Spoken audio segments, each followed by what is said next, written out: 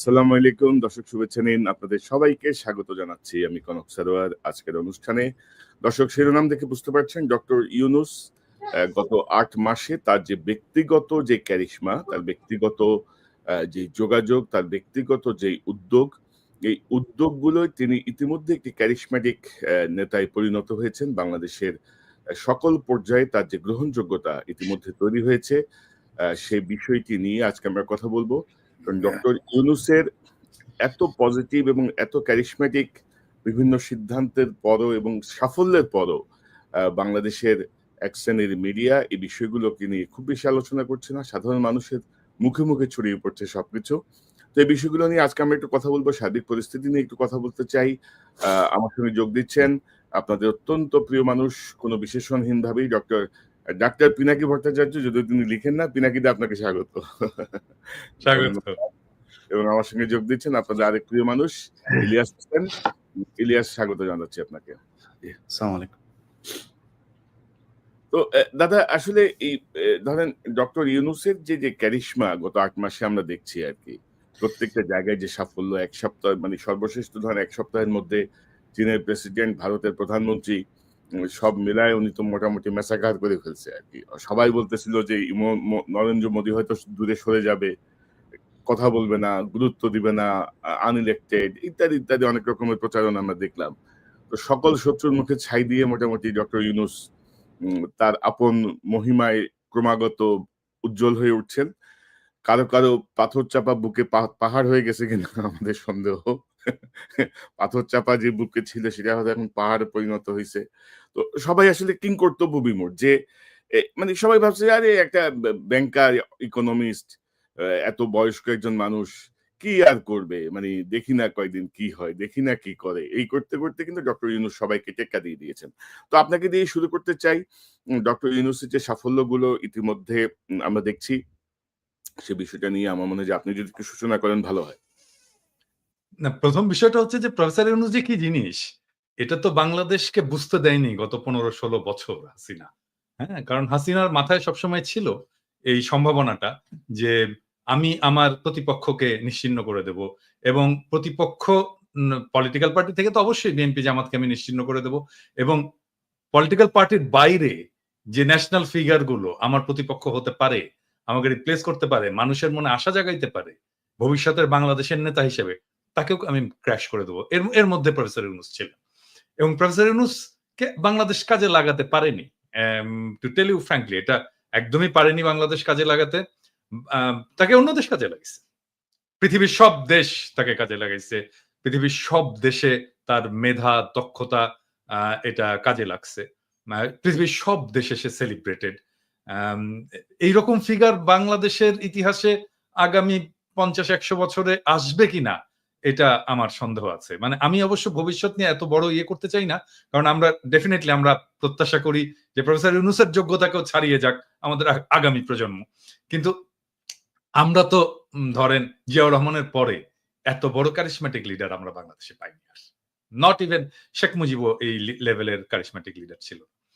তো এই জায়গাটা এসে উনি কাজ করার সুযোগ পাইছেন অনেক বেশি বয়সে।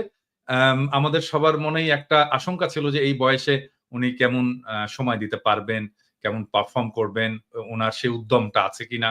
কিন্তু এটাকেও উনি পিছনে ফেলে দিয়েছেন।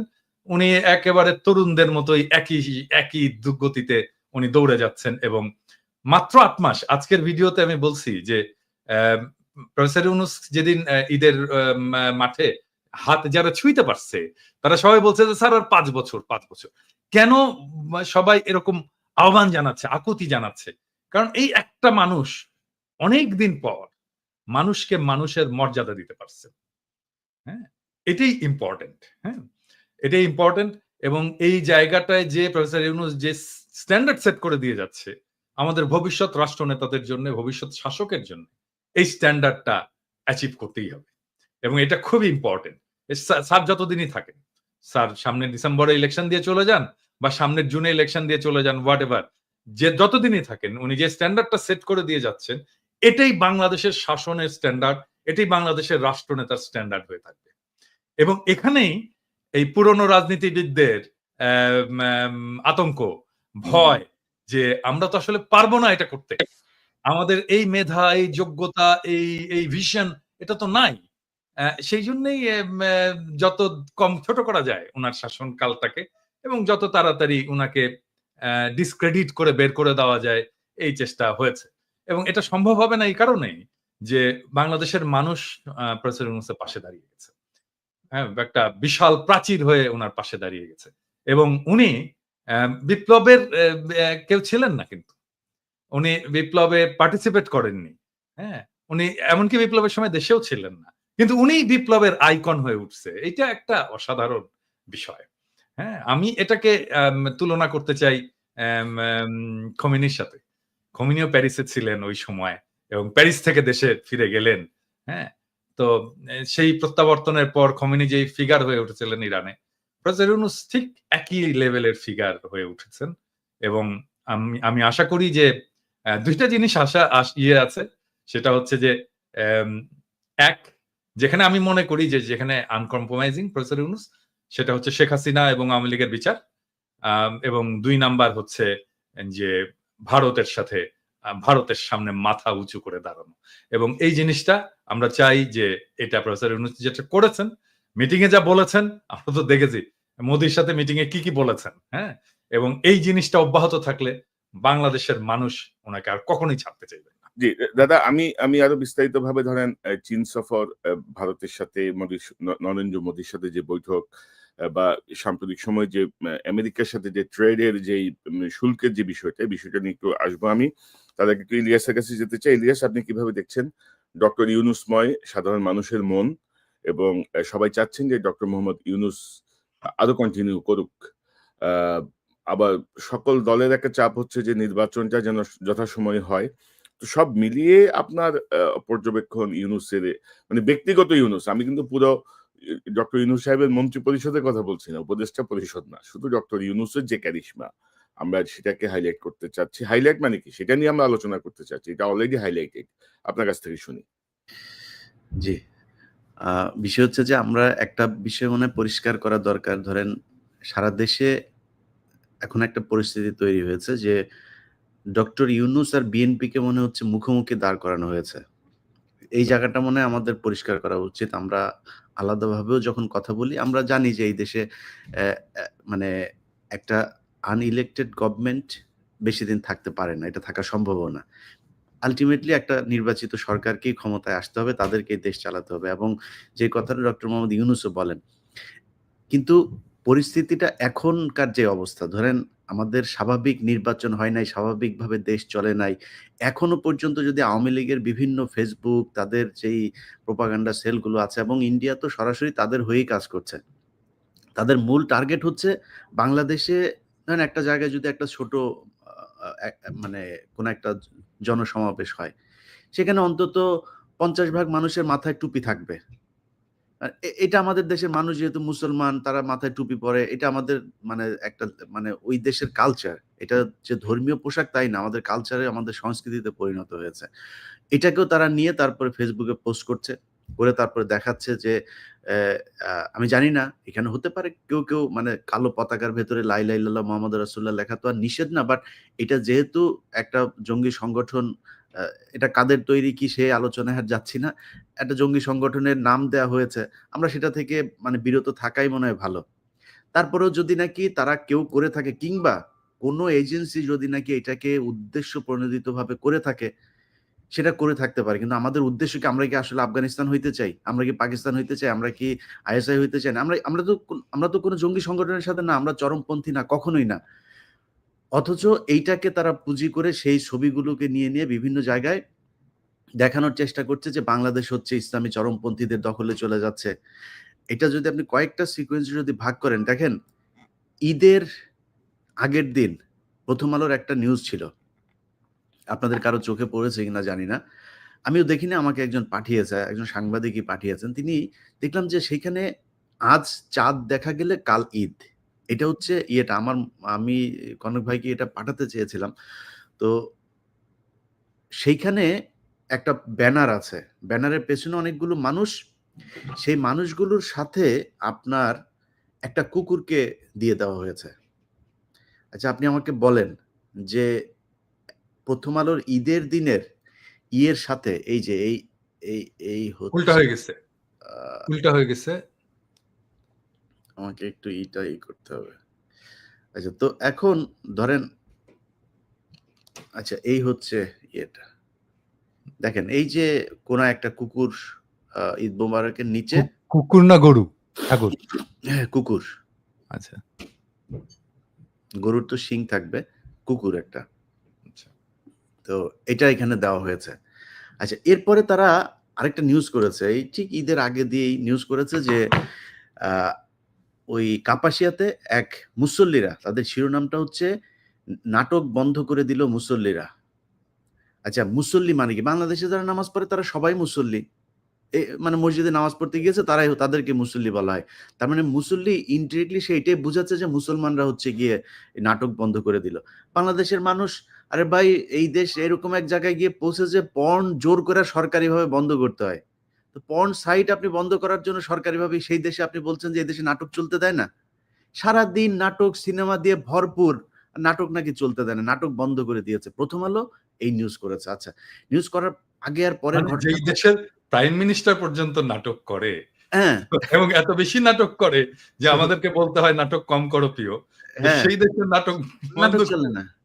এখন নাটক চলে এই না তো এই ঠিক না। বিষয়গুলো যদি সবই করেন, এখন মানুষ তো রিয়েক্ট করে নাই। যেটা 2007 সালে প্রথম আলো করেছিল, সেই এক কার্টুন দিয়ে তারপরে মুসলমানদেরকে ঝাঁপায় তারপরে রাস্তায় নামালো, নামানোর পরে তারপরে এই যে 15 বছর সেই প্রথম আলোর কার্টুনেরই চললো বাংলাদেশ।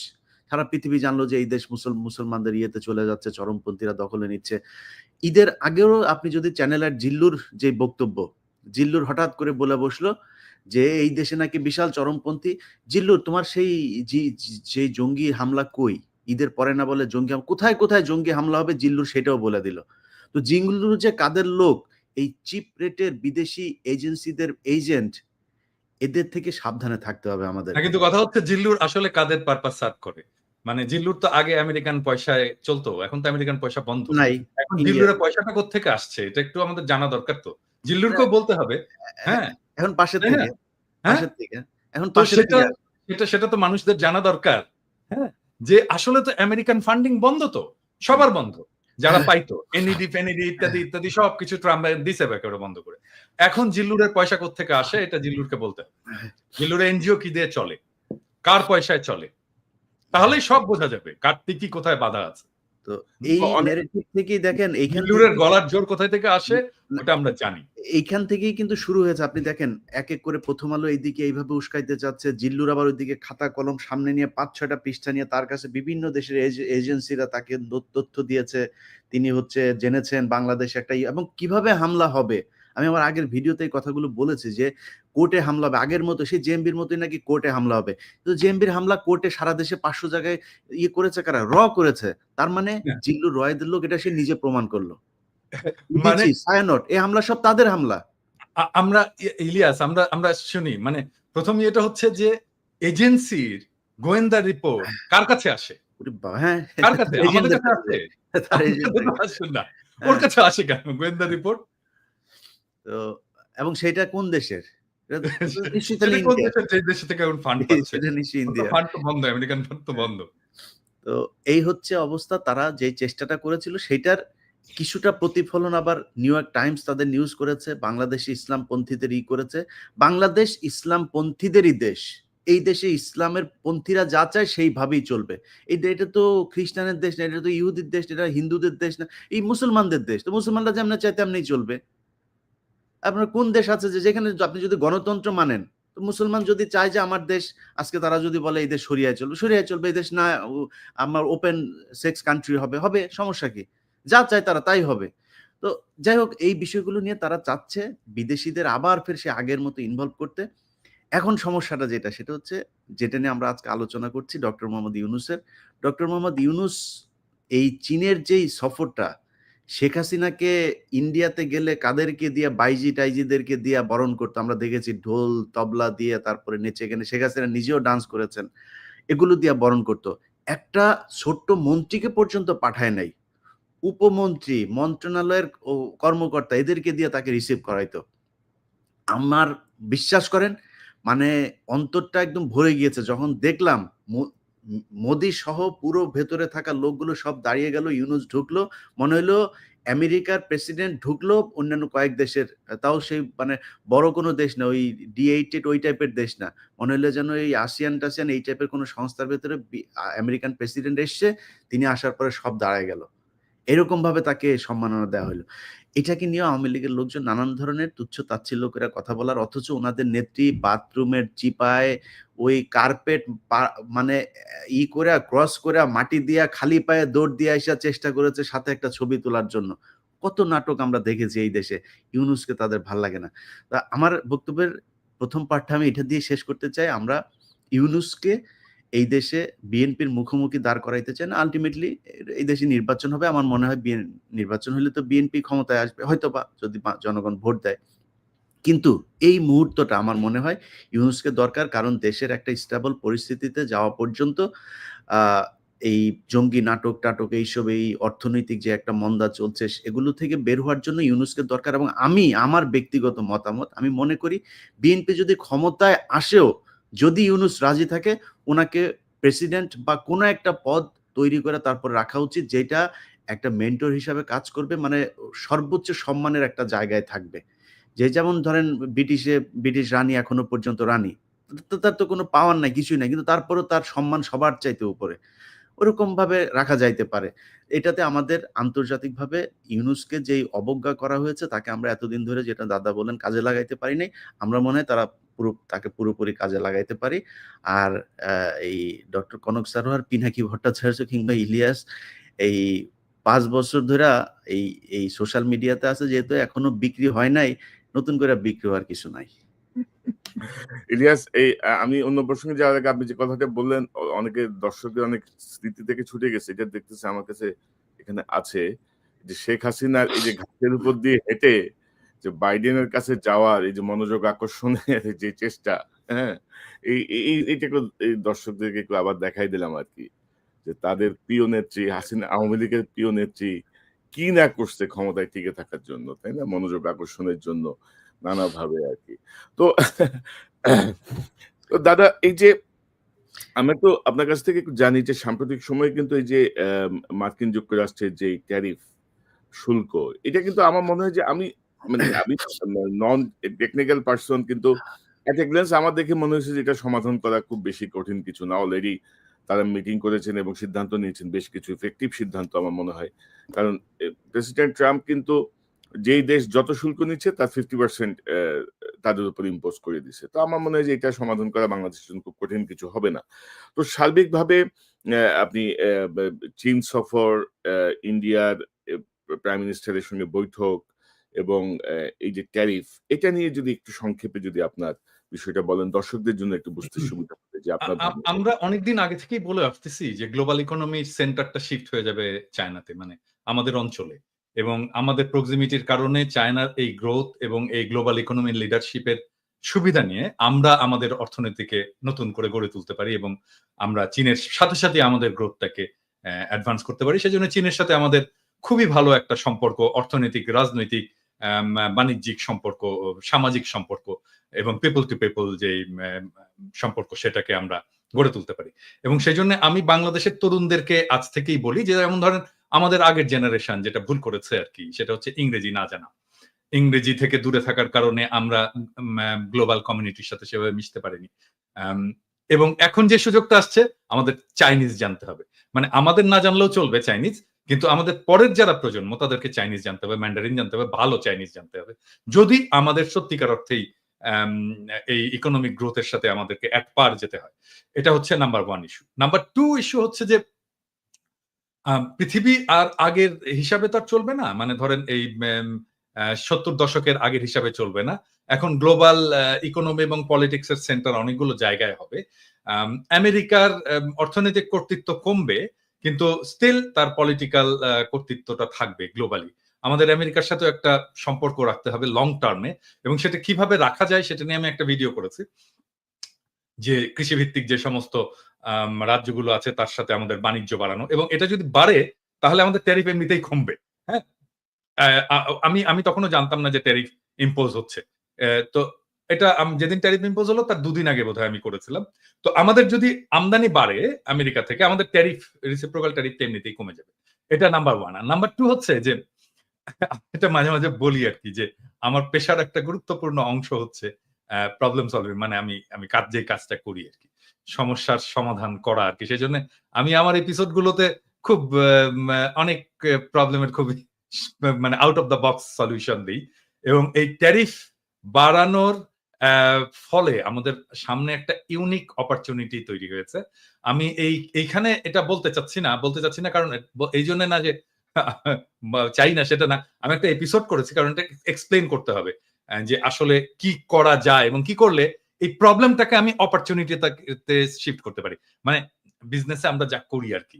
যে প্রবলেম আমরা এন্টিসিপেট করি আগে এবং এই প্রবলেমটাকে কিভাবে আমি সুযোগ হিসেবে ব্যবহার করতে পারি। এটাই বিজনেসের মূল আরকি কি বলবো এটা আ কি। অ্যাম তো যেহেতু আমি বিজনেসের লোক, আমার মাথায় ওইটাই সবসময় ঘুরতে থাকে। যে সমস্যা কি হতে পারে? এটাকে আমি কিভাবে অপরচুনিটিতে শিফট করতে পারি।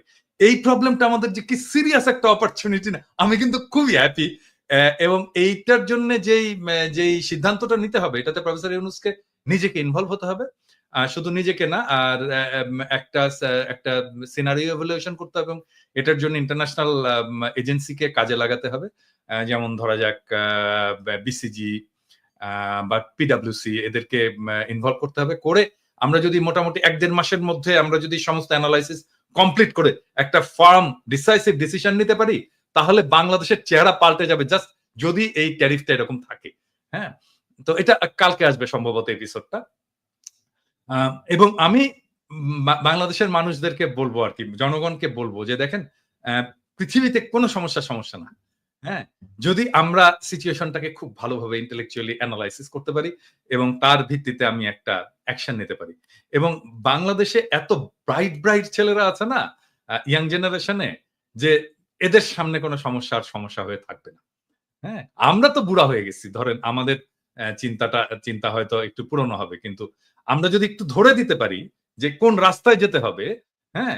তাহলে দেখবেন যে আরো ইনোভেটিভ সলিউশন বের করে ফেলে দিতে পারবে আমাদের তবে তরুণ দাদা আমি দাদা মনে করি যে ধরেন আমরা ধরেন ইন্ডিয়া থেকে যে চাল, গম বা এই জাতীয় খাদ্যশস্য আমরা যে আমদানি করি, এগুলো ইন্ডিয়া থেকে বন্ধ করে আমাদের আমেরিকা কেন্দ্রিক হওয়া উচিত। তাহলে কোয়ালিটিও বাড়বে। মানে আমাদের মানে ইন্ডিয়ান ডিপেন্ডেন্সি থেকে বের হয়ে আসাটা খুব জরুরি আমাদের জন্য। এবং অবশ্যই। গত এই ৫৪ বছরে ইন্ডিয়ার যেই আধিপত্য আমরা বাংলাদেশীদের উপর দেখছি আরকি, সকল ক্ষেত্রে। তো আমার মনে হয় যে তার একটা জবাব দেওয়া উচিত। ইতিমধ্যে চিকিৎসা বন্ধ হয়ে কিন্তু অনেক মানে বাসের কাউন্টার এখন কাপড়ের দোকান হয়ে গেছে। হুম, অনেক হুম। কাপড়ের দোকান বন্ধ হয়ে যাচ্ছে। অনেক খারাপ অবস্থা। আমার মনে হচ্ছে তাদেরকে একটা শিক্ষা দেয়া খুব জরুরি। মানে জেন্টল ওয়েতে আরকি, যে দেখো তোমরা মানে মানে আমি যখন ভারতীয় পণ্য বয়কট আন্দোলন করছিলাম আরকি, হ্যাঁ? সেই সময় আপনারা সবাই সাপোর্ট করেছেন। মানে ওই সময় ওদের কথাবার্তা দেখলে না, হুম, হুম, গায়ে হুম। জ্বলুনি উঠতো আরকি। মানে ওদের ইয়েটা কি ছিল? সেটা হচ্ছে যে আমরা তো পয়সা দিয়ে কিনে আনি রে ভাই।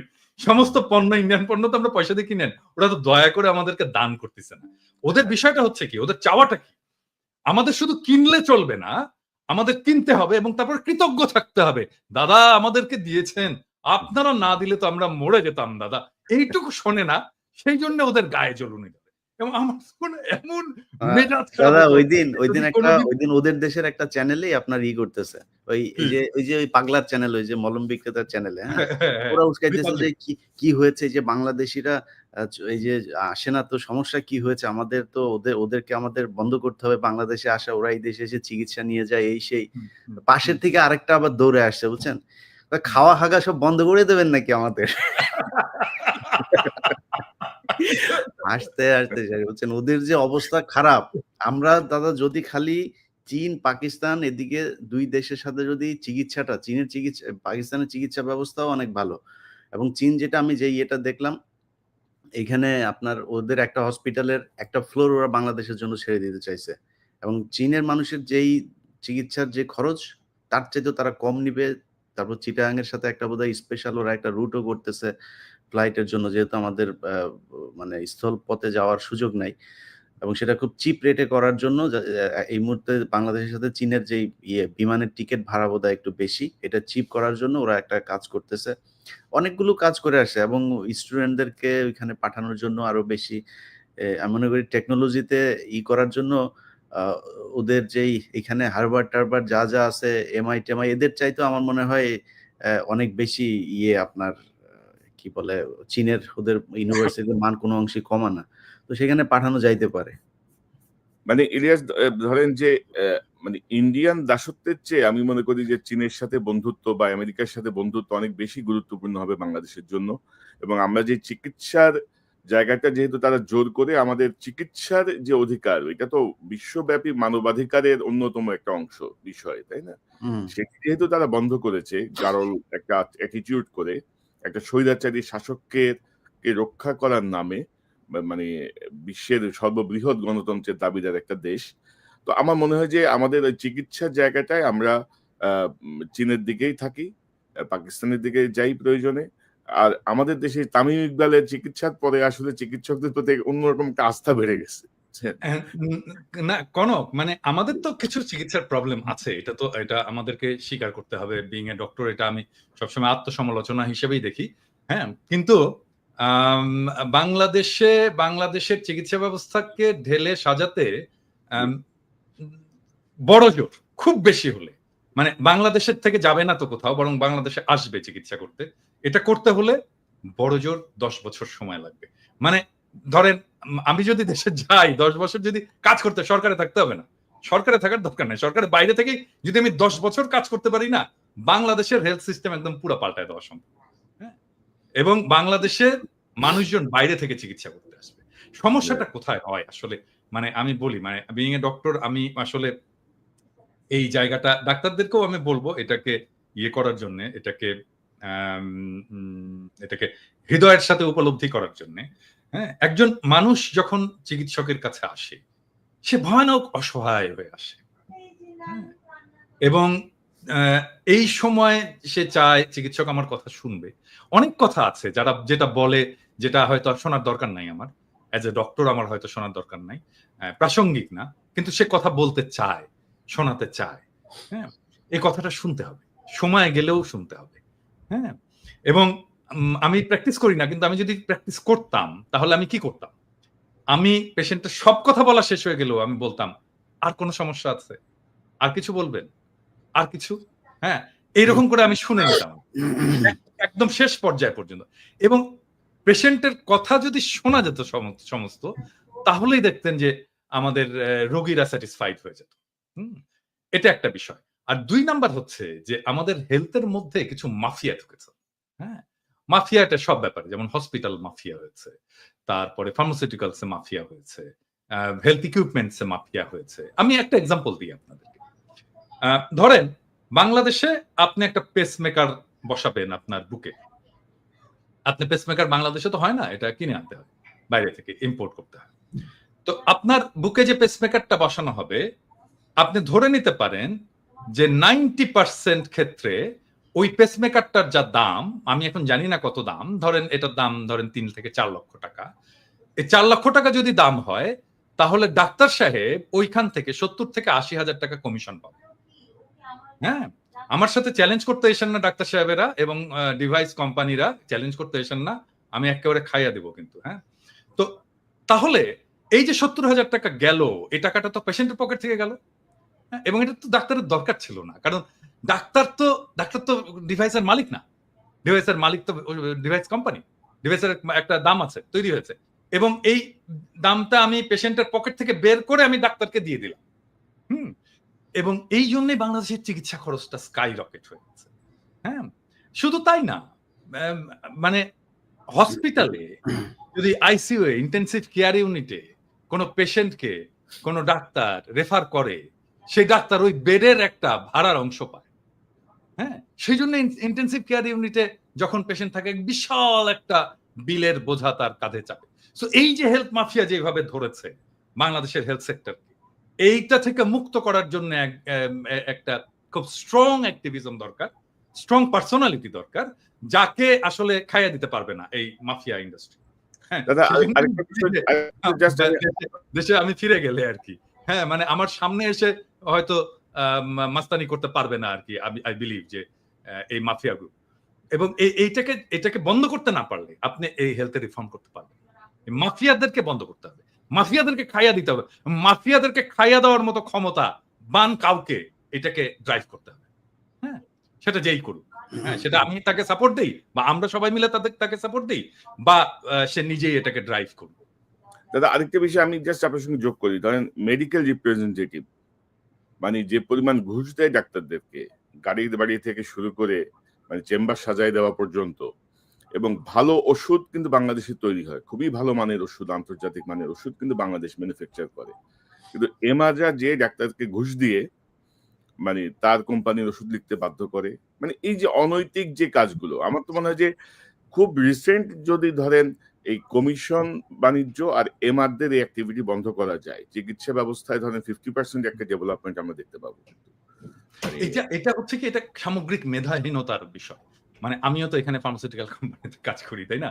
মানে আমাদেরকেও ডাক্তারদের কাছে যেতে হয়, আমাদেরও রিপ্রেজেন্টেটিভরা ডাক্তারদের কাছে যায় এবং এখানে যে ধরনের রুলস এবং রেগুলেশন আছে, মানে অনেক ডাক্তার ধরেন আমার সাথে মিট করলেন, হ্যাঁ, কথা বলবে বা বললেন যে তোমার সাথে এই টাইমে আমি মিট করি।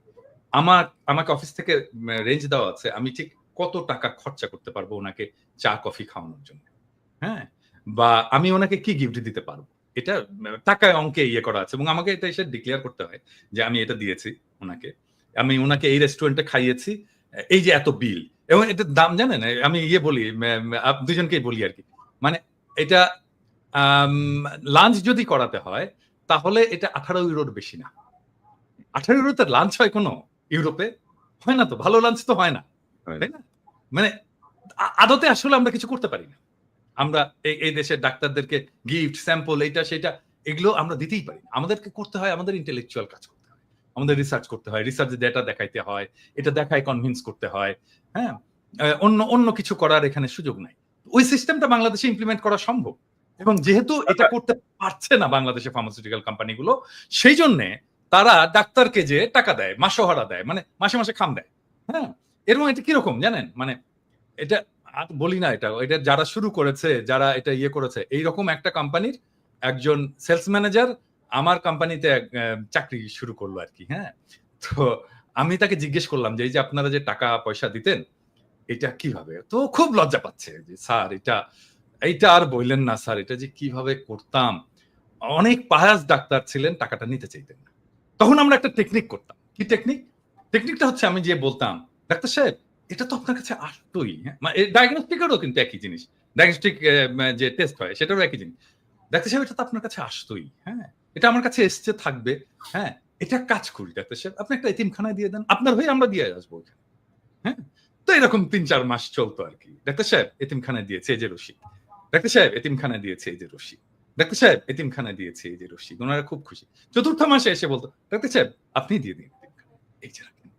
বুঝতে পারছেন? মানে এই যে শিফট, এই যে আস্তে, আস্তে তাকে সেন্সিটাইজ করে শিফট করে তাকে করাপ্ট করে ফেলা। এই করাপ্ট প্র্যাকটিস এর মধ্যে ঢুকিয়ে ফেলা। এটা করেছে বাংলাদেশের ইন্ডাস্ট্রি। এই হেলথ ইন্ডাস্ট্রি এবং মাফিয়া। আপনি তো দাদা ওইটা তো জানেন না? এখন চিকিৎসকদের প্রেসক্রিপশন ছাপায় দেয় এমআর মানে ওষুধ কোম্পানিগুলা। এবং যেটার নিচে এরকম একটা কার্বন পেপার থাকে। কি প্রেসক্রিপশন লেখা হচ্ছে ওইটা শেষ হওয়ার পরে জমা দিতে হয়। আমি জানি না বাহ! বাহ! ছিলাম ডাক্তার। বাহ! চমৎকার। মানে এই যে ফার্স্ট ইনোভেশন। পেজে মানে এইটা তো মাইর ছাড়া উপায় নাই। অবস্থাটা মাইর দেখেন ছাড়া উপায় নাই। ধরে ওই কোম্পানিকে ধরে কোম্পানির মালিককে একদম সপাং করে মাইর দেওয়া উচিত। গুলিস্তানে কামানের উপরে দাঁড় করায়। যে কোম্পানি এটা করেছে সেই কোম্পানির মালিককে অথবা মার্কেটিং ম্যানেজারকে। এখন এই প্রসঙ্গে আপনারা বলতে পারেন যে দাদা আপনি তো বাংলাদেশের ফার্মাসিউটিক্যাল কোম্পানিতে কাজ করেছেন, ইন্ডাস্ট্রিতে কাজ করেছেন। এই ধরনের কাজ কি আপনি করেছেন? মানে এইরকম কাজ আরকি। না, আমি করিনি। আমার কোম্পানিতে কাজ করেছে এরকম অনেক লোক আছে এখন। হ্যাঁ? মানে এট লিস্ট আপনি বাংলাদেশের ইন্ডাস্ট্রিতে খোঁজ করলে আমার D16 এ কাজ করেছে। আমি ধরেন লাস্ট তো কাজ করেছি D16 এ ২০১০ থেকে ১৮ পর্যন্ত। ৮ বছর। আম D16 এ কাজ করেছে সেই সময় ধরেন এখন আপনি প্রায় ৩০০ লোক পাবেন যারা D16 এ কাজ করে এসছে। যে কারো সাথে কথা বলতে পারেন। এনিওয়ান। হ্যাঁ?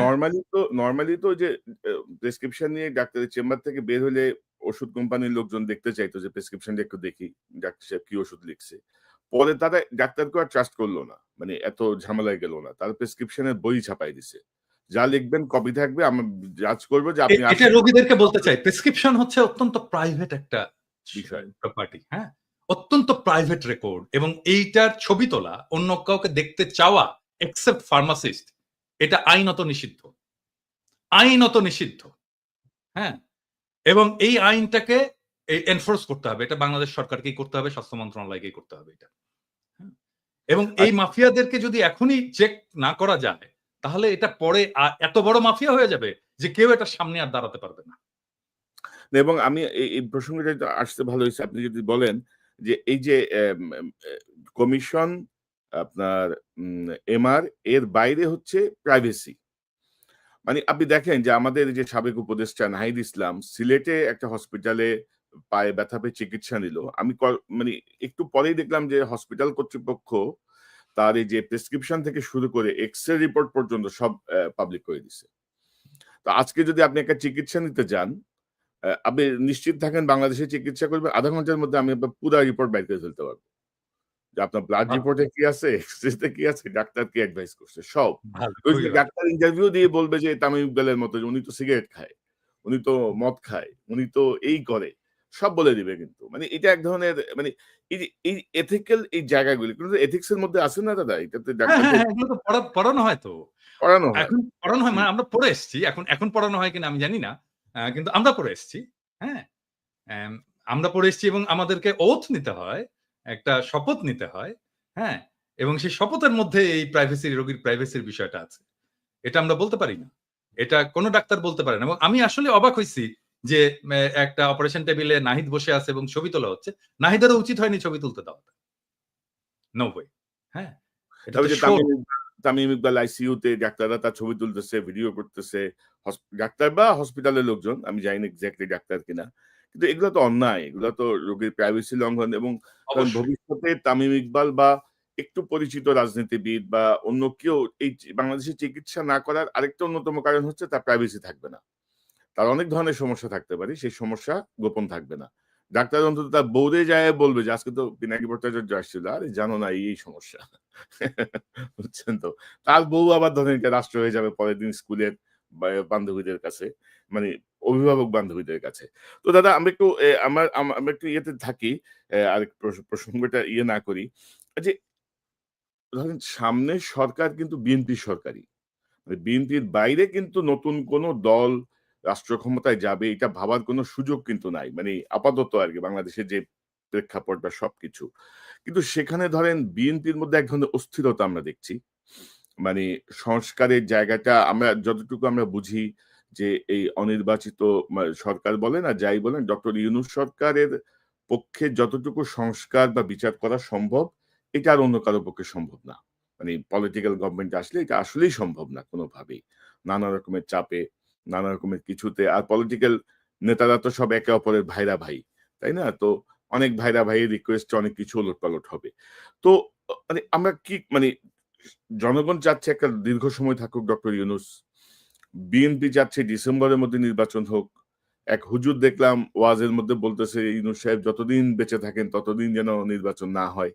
তো আবার ইউনূস সাহেবের প্রেস সেক্রেটারি আবার বলেছেন যে না ডিসেম্বরেই নির্বাচন হবে। অর্থাৎ এক ধরনের একটা জটিল পরিস্থিতি তৈরি করা হচ্ছে। এবং এরকম একটা বিপ্লবের পরে আমরা যদি সিরিয়ার দিকে তাকাই বা অন্যান্য বিপ্লবোত্তর দেশগুলোর দিকে তাকাই, তার প্রেক্ষাপটে আমাদের প্রেক্ষাপট কিন্তু অনেক বেশি মানে কি বলবো? মানে মনে হচ্ছে যে বিপ্লবটা একটা পানি ভাত আরকি। এটা কিছুই না। এটা হইতেই পারে। মানে মানুষ এভাবে জীবন দিবে, মানুষ এভাবে অন্ধ হবে, পঙ্গু হবে, এটা সব খুবই স্বাভাবিক। তো আপনি আপনার কাছ থেকে একটু শুনি তারপর ইলিয়াসের কাছে যাব। না, প্রথম বিষয়টা হচ্ছে যে ডেফিনিটলি আমাদের একটা পলিটিক্যাল গভর্নমেন্ট আসতে হবে, সেটা আসবে, এবং এটা আমাদের সবারই প্রত্যাশা। এবং এটা যেটা কনক বললেন আপনি যে আগামী নির্বাচনে বিএনপি আসবে, আমরা তো মনে করি বিএনপি সর্ববৃহৎ দল, তারই আসা উচিত, সেটা উচিত, ঔচিত্যের ব্যাপার আর কি। আসবে কিনা সেটা ডিপেন্ড করছে অনেকগুলো ফ্যাক্টরের উপরে, হ্যাঁ। আমি সেই ফ্যাক্টর গুলো একে একে আলাপ করবো। জি। অনেকে বলে যে আমি নাকি নির্বাচন চাই না, মোটেও না। বিষয়টা হচ্ছে কি যে শেখ হাসিনা তো সমস্ত সিস্টেমটাকে ডিস্ট্রয় করেছে, হ্যাঁ, সমস্ত সিস্টেম, মানে ইলেকশন কমিশন থেকে শুরু করে জুডিশিয়ারি, প্রশাসন, পুলিশ, আর্মি, কোন ইনস্টিটিউশন, স্টেট ইনস্টিটিউশন বাকি নাই। সব ইনস্টিটিউশনকে ডিস্ট্রয় করেছে। এখন এই সিস্টেমটাকে তো ফাংশনিং করতে হবে, এটা যেন কাজ করে।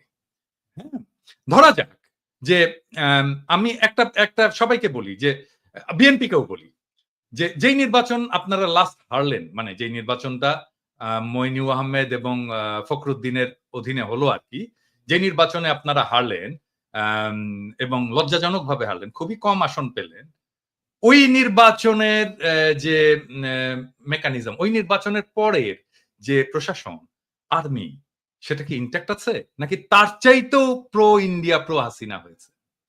আমার প্রশ্ন এটা। মানে যেই নির্বাচনে আপনারা হারলেন, যেখানে আপনারা শেখ হাসিনা ক্ষমতায় আসলো প্রথম 1/11 এর পরে, ওই নির্বাচনে যেই সেট আপ ছিল প্রশাসন এবং আর্মিতে, স্পেসিফিক্যালি আর্মিতে, সেই সেট আপটা কি আরো প্রো ইন্ডিয়া হয়েছে নাকি প্রো ন্যাশনালিস্ট হয়েছে? প্রো ইন্ডিয়া হয়েছে, ঠিক তো? আরো খারাপ হয়েছে। তাহলে আপনি ওই ওই র্যাঙ্ক অ্যান্ড ফাইল এটাকে রেখে আপনাকে কিভাবে হারানো হয়েছে এটা আপনি বলেন। বিএনপি আপনাকে হারানো হয়েছে কিভাবে? খুবই কেয়ারফুলি ডিজাইন করা হয়েছে, কনস্টিটিউশন ডিজাইন করা হয়েছে, এবং এটা বিএনপিরাও স্বীকার করতে বাধ্য হবে ওই নির্বাচনে কারচুপি হয়েছে।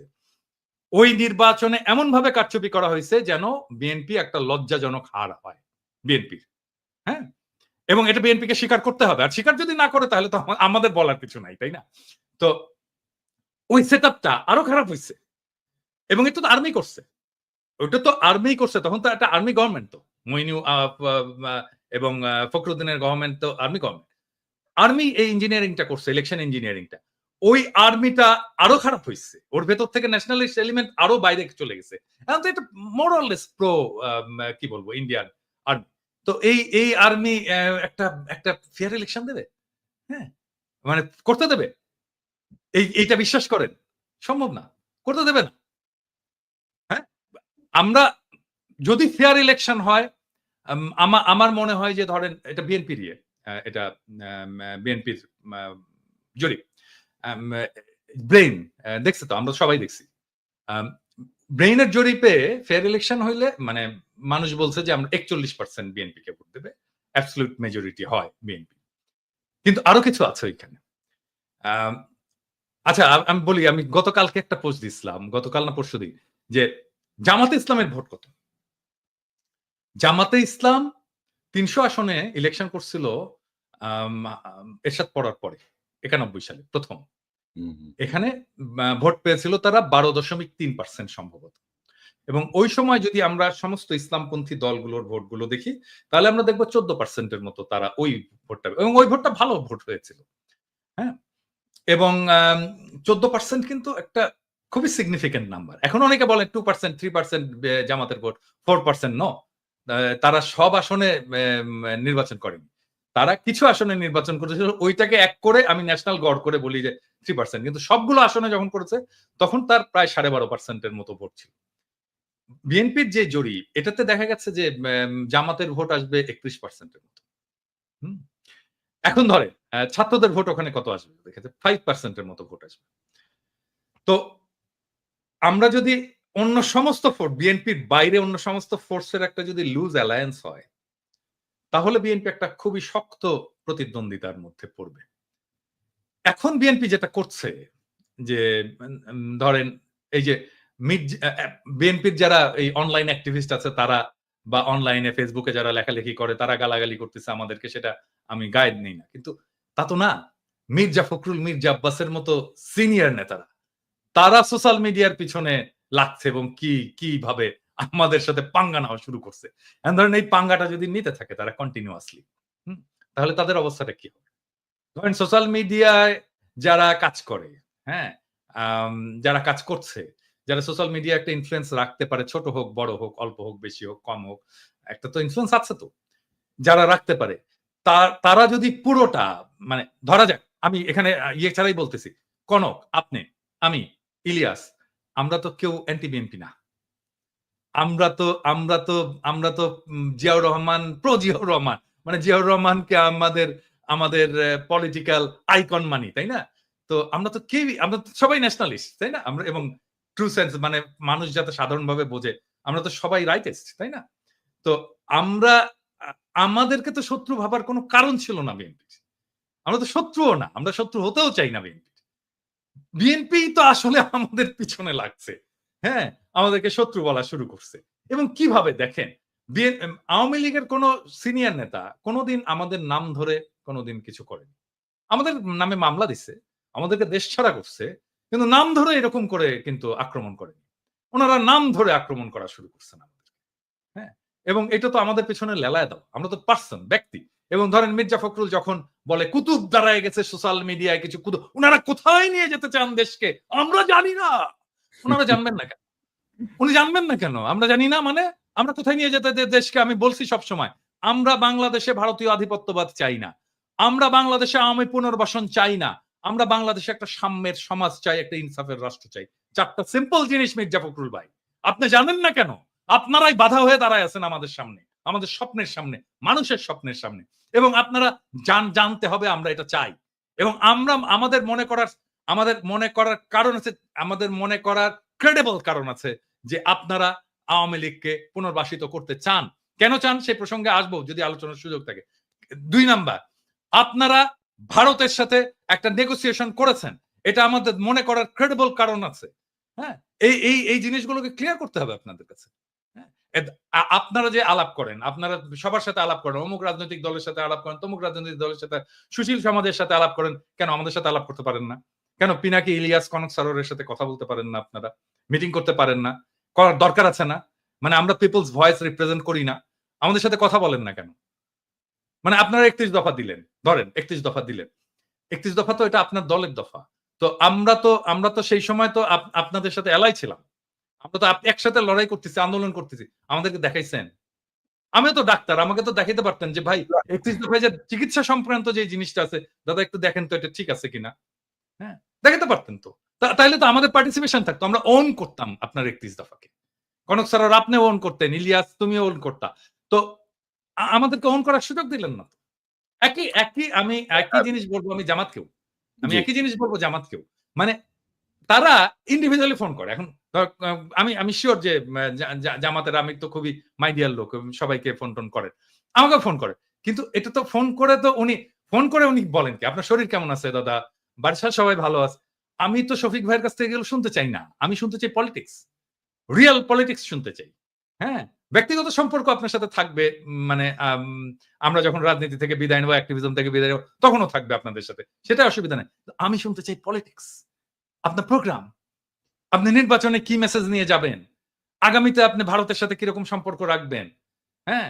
আপনি আমেরিকার সাথে কিরকম সম্পর্ক রাখবেন? চীনের সাথে কিরকম সম্পর্ক রাখবেন? রাষ্ট্রটাকে কিভাবে গড়বেন? সংবিধানে কি পরিবর্তন আনবেন? মানুষের জীবনে কিভাবে এই বাংলাদেশে যেভাবে হাসিনা যেভাবে ইসলামোফোবিয়ার চাষ করছে, এটাকে কিভাবে ফাইট করবেন?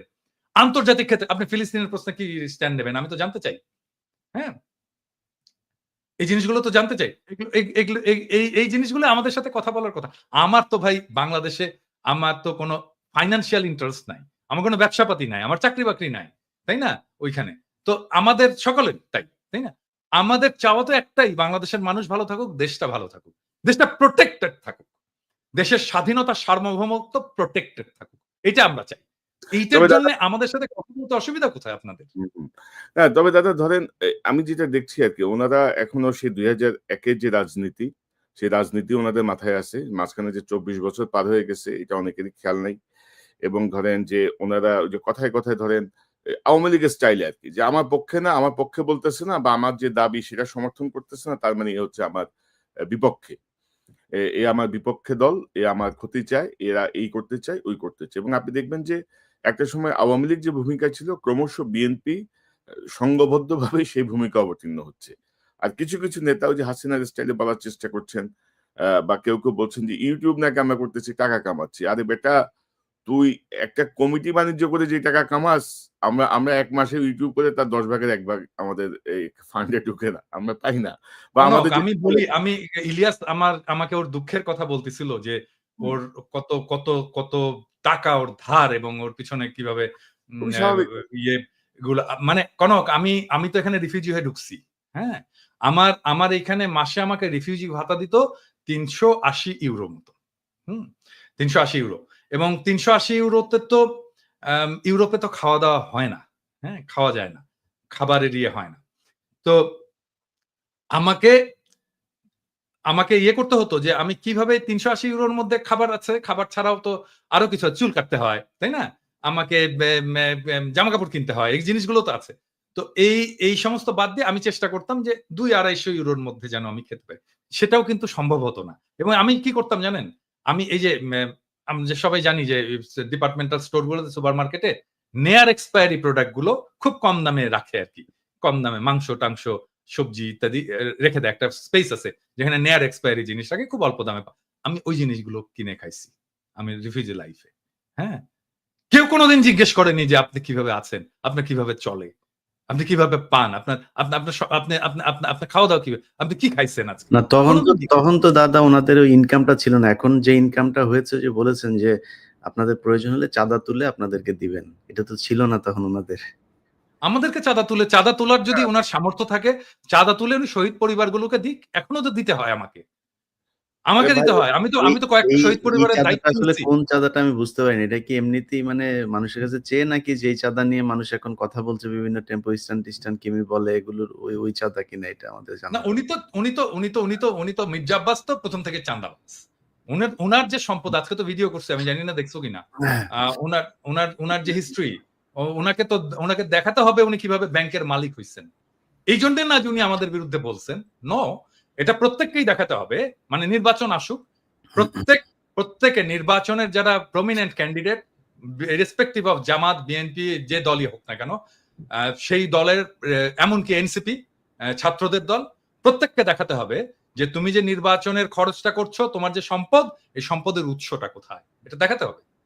না, ইলিয়াস, আপনার কাছে শুনি। আর দাদা, আপনি তো আপনার কথা বললেন। আমার আমার বিষয়, আমরা তো ইলিয়াস আর আমি তো কাছাকাছি একই শহরে পাশাপাশি থাকি। মানে স্ট্রাগলটা কিভাবে হইছে?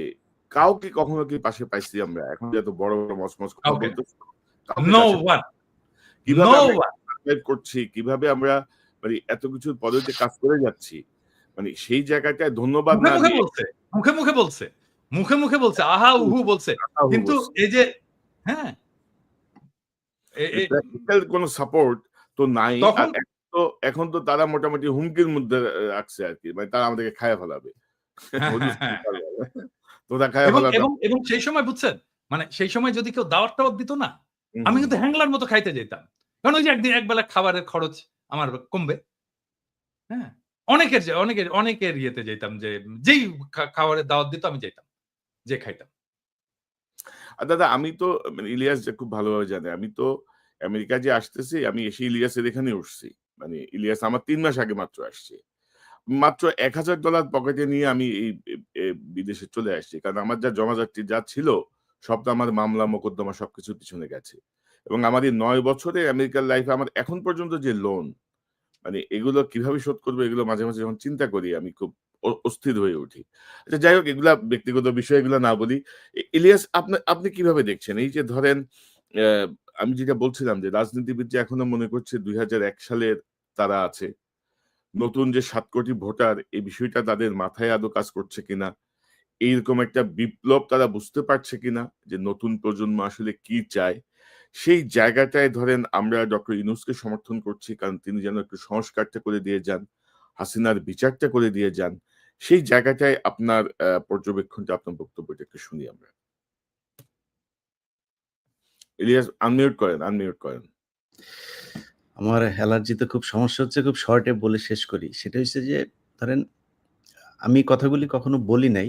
আজকে যেহেতু ৩ জন আছে, তো ৩ জনকে নিয়েই কথাগুলো বলি। ধরেন পিনাকিদা যে কথাটা বলল যে আমরা বিএনপির শত্রু না। আমরা আ জিয়াউর রহমানের যে আদর্শ, সে আদর্শকে আমরা পছন্দ করি এবং সেই অনুযায়ী বাংলাদেশের রাজনীতি পরিচালিত হোক, সেটা আমরা চাই। খালেদা জিয়া দেশ চালিয়ে, তারেক রহমান তো দেশ চালান নাই কোনোদিন। যেহেতু খালেদা জিয়ার দেশ চালানো আমরা দেখেছি। খালেদা জিয়ার যেই পদ্ধতি, খালেদা জিয়া এই দেশকে নিয়ে ভারতের ব্যাপারে তার যেই চিন্তা চেতনা পলিসি ছিল, সেটাকেও আমরা একদম 100% আমরা সাপোর্ট করি। তো বিএনপির সাথে এখন আমাদের হঠাৎ করে সমস্যাটা হয়ে গেল কেন? ধরেন আমার কথা যদি আমি বলি, আমি এই ৫ তারিখের পর থেকে আজ পর্যন্ত আমার কাছে মানে কনক ভাইও জানেন এই বিষয়গুলো, উনার কাছেও আসে। আপনার কাছে তো আপনি তো পিনাকিদা তো অলরেডি মানে বলেই যাচ্ছেন। বিভিন্ন জায়গা থেকে অভিযোগ একটাই, যারা আওয়ামী লীগের লোকজনের সাথে মিলেমিশে থাকতো তারা এখন উপরে। হুম, তারা এখন ওই চাঁদাবাজিগুলো করছে, তারাই সবকিছু দখল নিয়ে তাদের মতো করে চালাচ্ছে। সব জায়গায় একই অবস্থা। বিশ্বাস করেন বিএনপির ভাইয়েরা আমার কাছে যত জেলার যত আসনের খবর আমার কাছে এসছে, আমি যদি একটা, একটা করে খালি আমার আসনের কথাই বলি, আমার চুয়াডাঙ্গারই যে অবস্থা, সেটা নিয়ে আমার সবকিছু করা শেষ।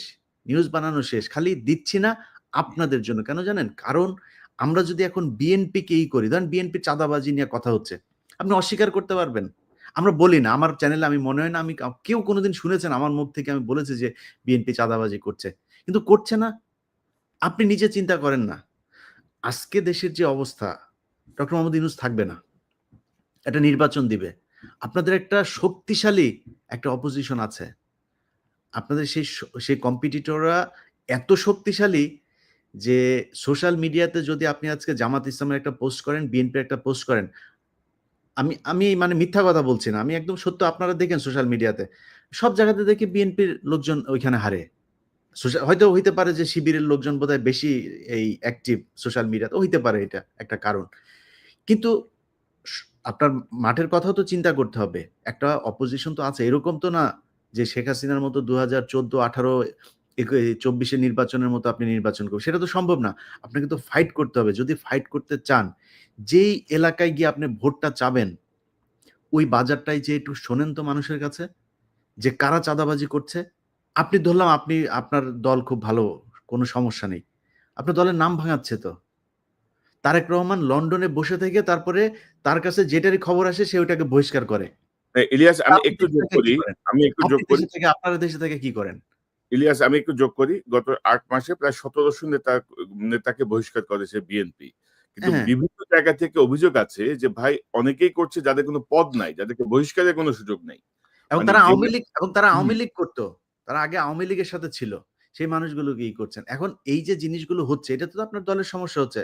আমরা তো চাই যে বিএনপি ক্ষমতায় আসুক। কারণ হচ্ছে বাংলাদেশের ভারতের ব্যাপারে বিএনপির যে অবস্থান, আমাদের অবস্থান সেম। আমরা তো চাই আপনারা আসেন। কিন্তু আপনারা যদি নাকি দেশের ভেতরে আপনাদের এই ইমেজ তৈরি করেন, তাহলে তো আপনাদের সমস্যা হবে। আপনাদের সমস্যা হলে আমাদের সমস্যা হবে। যে যেইভাবেই বলেন, ডক্টর ইউনূসের অনেক বিষয়ে আমার এই মন্ত্রিসভা, উনার যে উপদেষ্টা পরিষদ, আমি ফারুকী, তারপরে হচ্ছে গিয়ে আসিফ নজরুল, এদেরকে নিয়ে আমার একদম চরম আপত্তি আছে। আমাদের অনেকের সারা দেশের মানুষের আছে আপত্তি। আমরা ওইখানে তাদের নিয়ে সমালোচনা করি। কিন্তু দেখেন এই যে আজকে যে আলোচনা, এই আলোচনার ভেতরে আমরা ডক্টর মোহাম্মদ ইউনূসের ব্যাপারে একটা বাজে কথা বলেছি? তার যে আমরা ফেসবুকে পোস্ট করেছি। চীনে গিয়ে তার যে সফলতা, থাইল্যান্ডে গিয়ে তার যে সফলতা, দেশে যে সফলতা দেখাচ্ছেন রিজার্ভ নিয়ে, ঈদ নিয়ে। মনে হয় আজকে জীবনের ১ম পুলিশ নিয়ে ভালো একটা রিপোর্ট করেছি আমি, কালকে আমার এখানে পোস্ট করেছি। কেন করলাম? এই সরকারকে আমরা চাই। আমরা চাই হাসিনা ছাড়া একটা অবস্থা বাংলাদেশে বিরাজ করুক। এখন আপনারা যদি মনে করেন, আপনাদের বিএনপির দেখেন কথাবার্তাগুলো দেখেন। আমরা ভারতের সাথে সমস্যা চাই না। আমরা আওয়ামী লীগের চাই না। আওয়ামী লীগ নিষিদ্ধ হোক চাই না। এটা নিষিদ্ধ হওয়া আওয়ামী লীগের বিএনপির এবার এমপি হবে। এরকম লোকজনও টকশোতে যায় বলছে। উনারা কারা আওয়ামী লীগকে নিষিদ্ধ করা? মনে হচ্ছে উনিই আওয়ামী লীগের একজন লোক। আপনাদের কথা তো জনগণের বিরুদ্ধে যাচ্ছে। আমি তো ফারজানা রূপা না।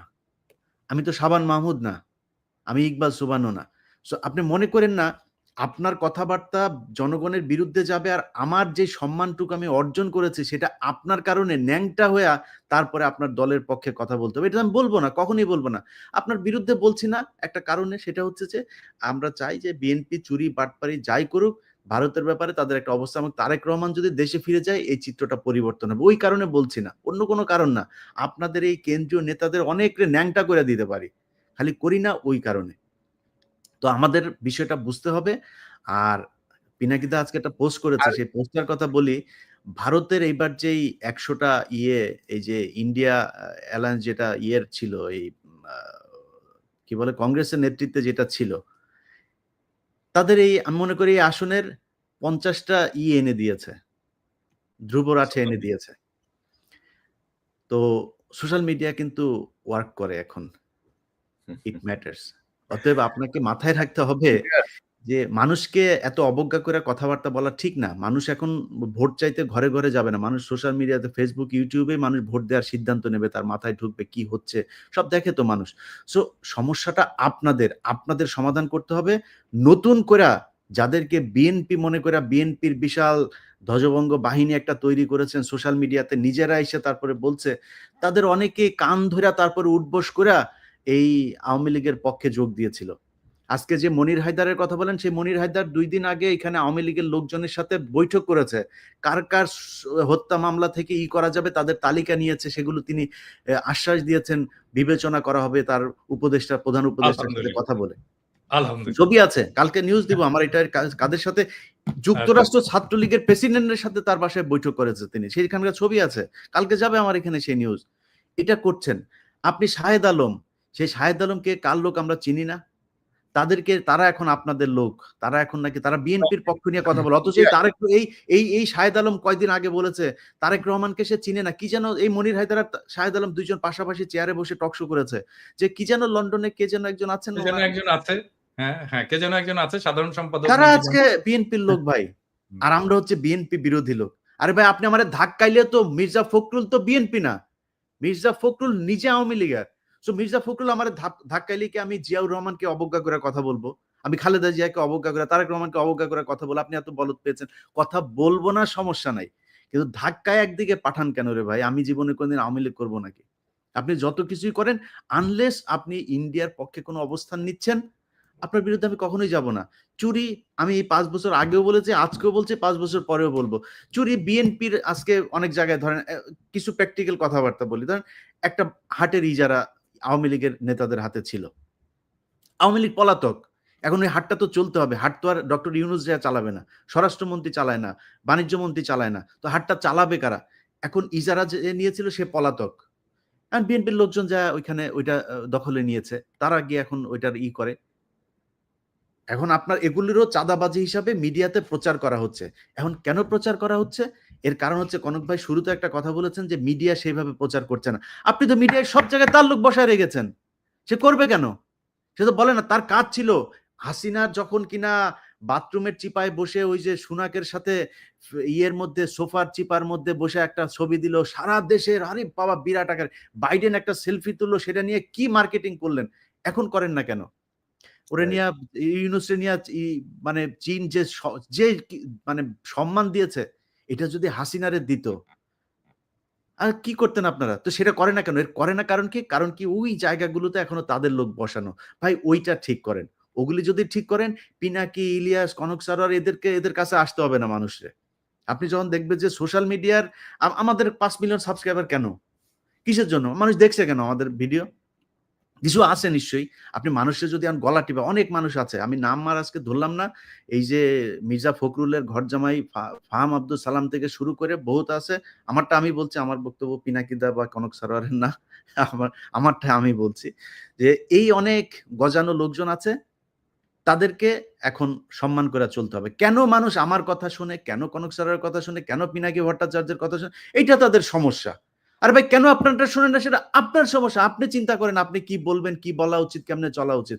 শোনে না কেন, আমারটা শোনে কেন সেইটাও বাংলাদেশের মানুষ হইলো গন্ডমূর্খ, বুঝে না। পিনাকি, ইলিয়াস, কনক সারোয়ার এরা হচ্ছে পীর সাহেব। তা এখন এদেরকে আপনি বুঝাবেন কেমনে? এটা নিয়েও শত্রু। সকালবেলা ঘুম থেকে ওইটা দেখি ওই লন্ডনের একজন পোস্ট করে বসে আছে যে আমারে নিয়ে আমি আপনার আ কনক ভাইয়ের নাম নাই, আমার আপনার নাম আছে। আমরা হইলাম গিয়া নাকি কি করছি। কয়দিন আগেও সে ফোন করলো, কি সুন্দর মিষ্টি, মিষ্টি কথা। এখন ফোন করে ধরেন ২ বার ফোন করে ৩ বার ফোন করার পরে হয়তো ধরতে পারি না, একবার ফোন করে। ভাই ফোন ধরবো কয়টা? সময় পাই না তো। এটা আপনারা বুঝেন যে আপনাদের কাছে কি পরিমাণে ফোন আসে। এখন আমার কাছে ধরেন একজন উপদেষ্টা আমার সাথে কথা বলছে। এখন একজন পুলিশের একজন ডিসি আমাকে ফোন করলো। এখন আমি কারটা কেটে কারটা দুইজনই তো গুরুত্বপূর্ণ। আমাদের তো গুরুত্বপূর্ণ অনেক মানুষের সাথে কথা বলা লাগে, কথা বলি। এর মধ্যে একটা ফোন মিস হয়েছে। ফোন দিতে পারি নাই। নিজের ব্যক্তিগত কাজ আছে। এখনো তো ভাই গাড়ি চালাই। অত ধান্দাবাজি করে তো খাই না। এখনো সপ্তাহে ১ দিন গাড়ি চালানো লাগে। তা আপনি কি মনে করেন যে আপনার মানে করবেন, যা মনে চায় তাই বলবেন, আপনাদের মতো করে চলতে হবে। না চললে আবার বিরুদ্ধে কথা বলবেন। তবে যাই হোক তবে এগুলি ইলিয়াস মিলায় ইলিয়াস অনেক ধরেন আমরা শেখ হাসিনার চোখ রাঙানিদের পাত্তা দিই নাই, ২ পয়সার তোয়াক্কাও করি নাই। শেখ হাসিনার মতো একটা ফ্যাসিস্ট বর্বর শাসক শেখ হাসিনা না, শেখ হাসিনা এবং মোদির উভয়ের চোখ রাঙায়নি কেউ। উভয় যে চক্র পাত্তা দেয় নাই। তো এখন এই নতুন নতুন নব্য বিএনপির নেতারা যারা ক্ষমতায় যাওয়ার স্বপ্ন দেখছে তাদের চোখ রাঙানি আমরা তোয়াক্কা করবো, এটা ভাবে কি করে, এটাই তো বুঝি না। তো আমরা অনুষ্ঠানের শেষ দিকে আমরা একটা প্রসঙ্গ নিয়ে কথা বলতে চাই দাদা। ডক্টর ইউনূসের যে ক্যারিসমাটিক নেতৃত্ব, সেটা কিন্তু পরবর্তী যে রাজনৈতিক নেতৃত্ব বাংলাদেশের রাষ্ট্র ক্ষমতায় আসবে তাদের কাজকে ক্রমশ কঠিন করে দিচ্ছে।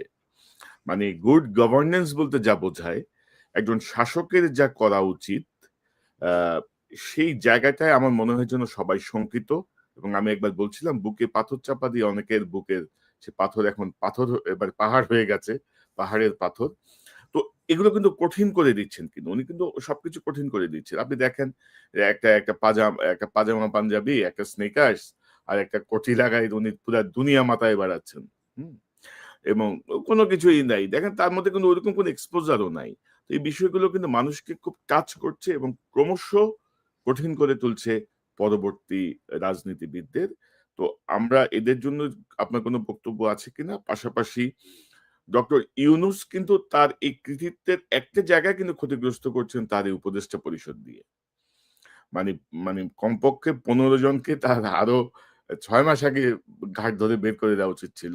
মানে ফর ইনক্যাপাবিলিটি অর ইনএফিশিয়েন্সি অর সবকিছু মিলায়। তো এই জায়গাটায় ডক্টর ইউনূস সাহেব কেন আ দেখছেন না বা দেখেও তিনি কেন মেনে নিচ্ছেন? খুব সংক্ষেপে আপনার কাছ থেকে শুনে তারপর ইলিয়াসের বক্তব্য শুনবো। মানে আমি যেহেতু প্রফেসর ইউনূসের সাথে কাজ করছি, সেইজন্য আমি জানি উনার ম্যানেজমেন্ট স্টাইলটা। উনি এটা করবেন না। হ্যাঁ? উনি উনার টিমকে এভাবেই ডিল করেন আরকি। আমি কিন্তু খুবই ঘনিষ্ঠভাবে কাজ করছি। অল্প সময় কিন্তু আমার আর্লি ক্যারিয়ারে খুবই ঘনিষ্ঠভাবে কাজ করছি। আমি উনার পাশের রুমেই বসতাম আরকি। এবং গ্রামীণ ব্যাংকের যে স্বাস্থ্য কর্মসূচি, সেটার আমি কোঅর্ডিনেটর ছিলাম ঢাকায়। তো আমি উনার ম্যানেজমেন্ট স্টাইল জানি আরকি উনি কিভাবে কাজ করেন।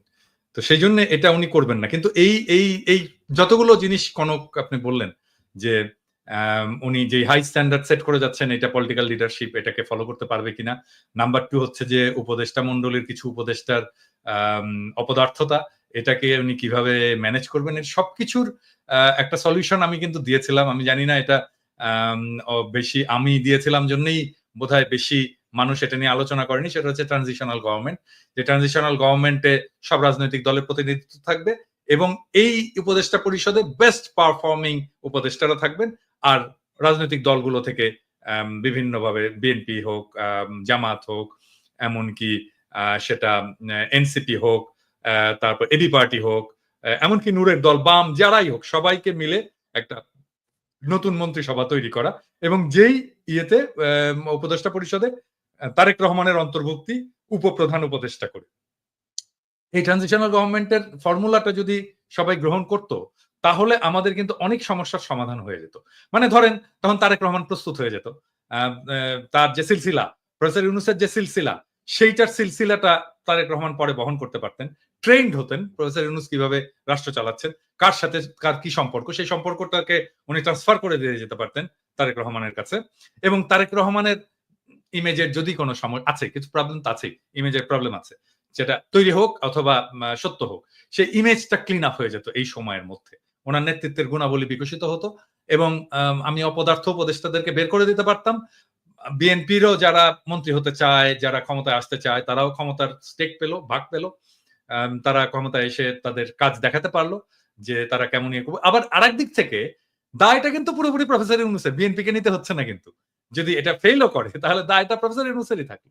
তো এইভাবে এই পুরো প্রবলেমটাকে সলভ করা যায় এবং এটা যদি বিএনপি চায়, এটা আসলে মূল স্টেক তো এটা বিএনপির। বিএনপিকে মানতে হবে। বিএনপি যদি চায় আমি এটাকে ফ্যাসিলিটেট করতে পারি অন্যান্য সব পার্টির সাথে, এমনকি প্রফেসর ইউনূসের সরকারের সাথেও ফ্যাসিলিটেট করে এটাকে যেন রূপ দেওয়া যায় সেই চেষ্টা আমি করতে পারি। বাইরের একজন লোক লাগে। আমি ভলান্টিয়ার করলাম। আমার চেয়ে অনেক যোগ্য লোক আছে। তারাও করতে পারে। কিন্তু যেহেতু আমি এটা আইডিয়াটা কনসিভ করেছিলাম, সেজন্য আমি যদি এটার সাথে যুক্ত থাকি, আমি মনে হয় যে এটাকে ফ্যাসিলিটেট করতে পারবো। আমি সবাইকে সবার সুবিধাগুলো বুঝিয়ে দিতে পারবো আরকি। জি, দাদা এই যে ইলিয়াস আপনার কাছ থেকে একটু শুনি। ইলিয়াসের ট্রানজিশনাল গভর্নমেন্টের ব্যাপারে তোমার মতামত কি? মানে না, ডক্টর না ইউনূসের আপনি আপনি কৃতিত্ব অনেকটাই ম্লান হয়ে যাচ্ছে কিন্তু তার উপদেষ্টা বা ম্লান হওয়ার থেকে আমি বলব যে উনি যে গতিতে যাচ্ছেন, আমরা আরো অনেক বেশি সুফল পেতাম। আরো অনেক বেশি কি বলবো মানে গতিশীল থাকতো প্রত্যেকটা ডিপার্টমেন্ট যদি উনার উপদেষ্টারা উনার সাথে তাল মিলাইতে পারতেন। মানে উনি ৮৪-৮৫ বছর বয়সে যে গতিতে যাচ্ছেন, উনার মাথা যে গতিতে কাজ করছে, তার থেকে মানে অনেক গুণ মানে উনি 100% উনি যদি 80% দেন, উনার উপ উ এ উপদেষ্টা পরিষদের কমপক্ষে ১৫ জন ১৫% ও দিতে পারছেন না। তো সেই জায়গাটা উনি এই দায়টা কেন নিচ্ছেন বা কি করণীয় ইলিয়াস আপনি কি মনে করেন? না উনার ধরেন যেটা আপনি গতির কথা যেটা বলছেন, সেই গতির চাইতেও সবচেয়ে বড় জিনিস হলো আমার মনে হয় কি যে এই ডক্টর ইউনূসের কিছু, কিছু জায়গায় উনি আসলে আমার আমার ধারণা যে উনিও তো বয়স হয়েছে। আন্তর্জাতিক বিষয়গুলো দেখতে গিয়ে, অর্থনৈতিক এই বিষয়গুলো দেখতে গিয়ে উনি দেশের অভ্যন্তরীণ বিশেষ করে যেমন স্বরাষ্ট্র মন্ত্রণালয়, আইন মন্ত্রণালয় এইসব মন্ত্রণালয়গুলোর ব্যাপারে উনার মনে হয় মানে সময় দেওয়ার সুযোগ কম। আমি আমি মনে করি যে উনার আশেপাশে এই যে 'প্রথম আলো ডেইলি স্টারের' যেই বলয় আসিফ নজরুলের যেই প্যারালাল আরেকটা গভর্নমেন্ট আসিফ নজরুল তৈরি করেছে, এই জায়গাটা দেখেন আমরা অনেক সমালোচনা করি। দেশের মানুষের আমি আজ পর্যন্ত কাউকে দেখি নাই যে এর সমালোচনা ওর সময় কিন্তু ডক্টর মোহাম্মদ ইউনূসের সমালোচনা কেউ করে না। তো আমি শুধু ছোট করে এতটুকুই বলব যে ডক্টর মোহাম্মদ ইউনূসের উচিত যে উনার এই জায়গাগুলো ঠিক করা। উনার এই শেষ বয়সে এসে নিশ্চয়ই উনি ব্যর্থ হতে চান না। উনি যদি ব্যর্থ হতে না চান, এই জায়গাগুলো ঠিক করা দরকার যাতে এই প্যারালাল গভর্নমেন্ট তৈরি করে যারা আওয়ামী লীগ এবং ভারতের কারণ কালকে একটা কথা শুনলাম যে এই যে মামলাটা বাংলাদেশে চলছে আন্তর্জাতিক অপরাধ ট্রাইব্যুনালে, এই সেম মামলাটা আমাদের আপনার ইয়েতেও করার সুযোগ আছে। আন্তর্জাতিক ইয়েতে আদালতে। তো ওইখানে করার জন্য আসিফ নজরুল দিচ্ছে না, পারমিশন দিচ্ছে না। তিনি কারণ হিসাবে বলেছেন যে এইটা নাকি ওইখানে গেলে আমাদের দেশের অভ্যন্তরীণ এই তদন্তগুলোতে সমস্যা হবে, এখানে শাস্তি দিতে সমস্যা হবে। ওইটাতে হইলে আমাদের এখানে সমস্যা কি? আন্তর্জাতিকভাবে যদি নাকি শেখ হাসিনাকে কোনোভাবে পানিশমেন্ট দেওয়া যায় বা বিচার করা যায়, সেটা তো আরো ভালো আমাদের জন্য। তারপরে কয়েকদিন আগে আপনি দেখেছেন যে এই যে সিলভিয়া থেকে শুরু করে আইন মন্ত্রণালয়টা তার নিজের ব্যক্তিগত সহকারী এটা নিয়ে প্রতিদিনই বলি যে এই শামসুদ্দিন মাসুম সে ছিল হইলো এবিএম খায়রুল হকের পার্সোনাল সেক্রেটারি তাকে সে তার কাছে এনে বসিয়ে রেখেছে এবং আইন মন্ত্রণালয়ে শুনুক। আইন মন্ত্রণালয়ে আসিফ নজরুল একদিন ডেকে গোপনে ওইখানকার কয়েকজন বিচারক-টিচারক এদের তারপরে এই সচিব এদেরকে ডাকুক। ডেকে জিজ্ঞেস করুক কি অবস্থা? অনেক জায়গায় আছে একই লোকজন। তো এদেরকে যদি সরানো যায় আমার মনে হয় আরো বেশি ভালো হইতো। মানুষ আরো স্বস্তি পেত। অ এই তো আর কি। আর আমি শুধু তো বিএনপির ইলিয়াস ব্যাপারে সবচেয়ে শুধু তো যে বিষয়টা বলব যে বিএনপির উচিত হবে অ্যা যে সোশ্যাল মিডিয়াতে যেসব জিনিসগুলো এখন যাচ্ছে, যেই মানুষ যেসব সমালোচনাগুলো করে, এইসব সমালোচনাগুলোর ব্যাপারে তারা আমার মনে হয় আরো বেশি সিরিয়াস হবে যে কোথায় কি হচ্ছে, আসলেই কি সমস্যাটা হচ্ছে কিনা? কারণ সামনে তারেক রহমান কিন্তু বারবার একটা কথা বলেন যে সামনের নির্বাচনটা অনেক কঠিন নির্বাচন হবে বিএনপির জন্য। সো সেই কঠিন নির্বাচনটা তাদের যদি উতরাতে হয় তাহলে অবশ্যই তাদের যে অপোজিশন সেটাকে খুব স্ট্রং মনে করতে হবে। এটা মনে না করে যদি নির্বাচনে যায়, আমার মনে হয় আ ১৯৯১ সালের নির্বাচনে যেমন শেখ হাসিনা মন্ত্রিসভা গঠন করে ফেলেছিল, খালেদা জিয়া পরে প্রধানমন্ত্রী হন। আমার মনে হয় সেই পরিস্থিতি হয়ে যেতে পারে। তবে ইলিয়াস আমার পর্যবেক্ষণ হচ্ছে জনাব তারেক রহমান তার যে বক্তব্যগুলো দিচ্ছেন এগুলো তার বাংলাদেশের নেতারা ঠিক ধরতে পারছেন না অথবা বুঝতে পারছেন না। এটার ডেপথটা বুঝতে পারছেন না। এটার মেসেজটা ধরে কাজ করতে পারছেন না। ধরেন একটা দলের প্রধানকে কিন্তু একটা ডিপ্লোম্যাটিক অবস্থানে সবসময় থাকতে হয়। মানে আপনি যেভাবে কথা বলি, ধরেন আজকে যদি আপনি কোন একটা দায়িত্বে যান আপনি এভাবে কথা বলতে পারবেন না। পিনাকিদা একটা দায়িত্বে গেলে এভাবে কথা বলতে পারবে না। আমরা এখন অনেক স্ট্রেইট কথা বলি। কিন্তু হুম, একটা দায়িত্বে যখন সেজন্য আপনি তো যেতে চাই না। হ্যাঁ, সেজন্যই তো যেতে চাই না। তখন আপনাকে একটা ডিপ্লোম্যাটিক অবস্থান নিতে হবে। এবং আপনি যেটি বলছিলেন শুধু আসিফ নজরুলের পিএস না, প্রধান বিচারপতি যিনি পিএস তারা মানে ৩ বন্ধু মিলে এখন আ সুপ্রিম কোর্ট এবং আইন মন্ত্রণালয় চালাচ্ছে। আর আমরা অনেক কথাই বলছি। পিনাকিদা একটা কথা বলে না? ওই যে ইংরেজিতে যেহেতু বলছে নিশ্চয়ই ইংরেজি যদি করতে তাহলে ঠিকই করছে। ঠিকই কইছে। তো এখন আমার মনে হয় যে কিছু মানুষের মধ্যে এই জিনিসটা ছড়াইছে। আমরা যেহেতু কিছু বলছি, নিশ্চয়ই এখানে কোনো অন্য উদ্দেশ্য আছে। নিশ্চয়ই আমরা নির্বাচনকে লম্বা করতে চাই। মানে নির্বাচনকে পিছাইতে চাই।